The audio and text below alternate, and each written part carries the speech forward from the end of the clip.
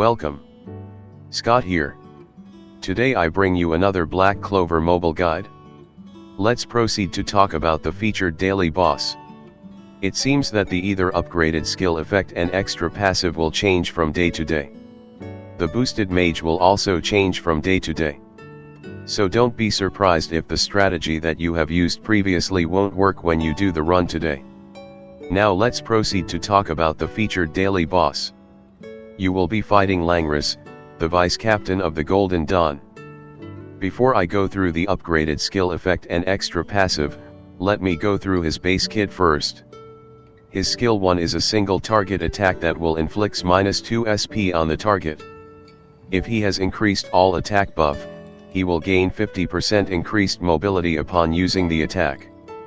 His skill 2 is a non-attacking ability where he will grant himself a 40% reduced damage taken buff for 2 turns. If he has increased all attack buff, he will grant himself increased speed level 3 buff for 2 turns. His special is an AoE attacking ability which will remove any increased all attack on himself, and it will inflict a 50% increased damage taken debuff on all targets. If he has all increased attack buff while he uses the special, it will inflicts all buff removal on all enemies. His all increased attack is triggered by his passive conditions. It will trigger if he has 3 or more debuffs on himself, or when the unit that he is attacking has 3 or more buffs. Like other bosses, he is immune to silence, total silence and status ailments such as stun or freeze. He is also immune to reduced mobility, mobility depletion, and reduced speed. On top of his default skill abilities and passive, he will also gain an upgraded skill effect or extra passive. This will change from day to day of the boss fights. For today's boss buff, these are the following effects. His skill 1 will gain a 50% increased damage dealt debuff upon using the attack if the target has 1 or more buffs. His skill 2 will grant himself total defense buff for a turn. His special will also inflict barrier immunity on all enemies for 2 turns. As you go higher the difficulty level, he will gain extra passive. From part 4 onwards, he will gain SP plus 1000 upon using his skill 1. From part 7 onwards, if Langris don't have any continuous damage instances active at the start of the wave, he will inflict continuous electrocute damage on all enemies for 3 turns. For part 10, if continuous damage instances is active on him when he attacks, he will grant self-remove 2 instances of continuous damage. The boosted mages for the event is Swimsuit Yami and Swimsuit Charlotte. To handle today's boss extra passive mechanics, make sure you apply a continuous damage instance before Langris act. If you let your mages have 3 stacks of electrocute, you will trigger Overcurrent, which will drain out all your mages' current SP, which will most likely foil your run. I have used Black Asta with Witch Queen with Finral give the party speed boost so that Black Asta can use his special before Langris uses his special. Please do be mindful that Witch Queen's skill 2 has only 50% chance of applying her continuous damage instances, so you will probably prefer to use her skill 1 instead if there is no active continuous damage instances on Langris. The debuffer used is Charlotte or Lotus. With the mechanics explained, let me proceed with my run showcase.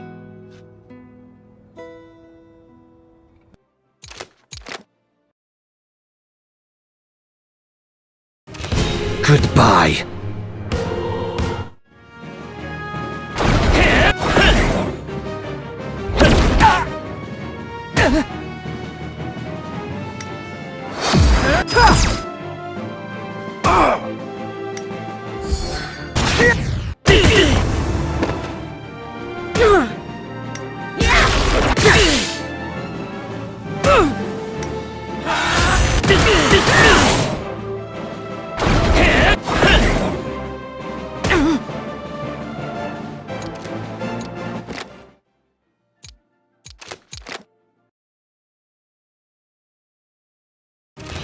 Goodbye.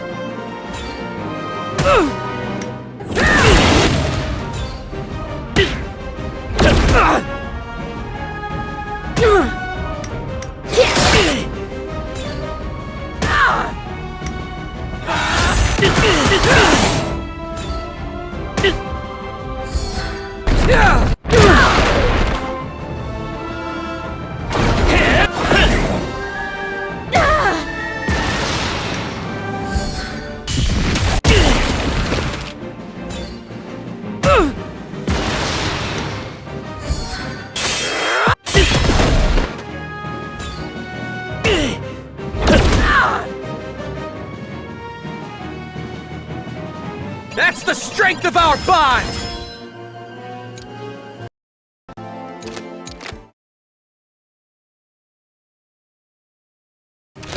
Goodbye.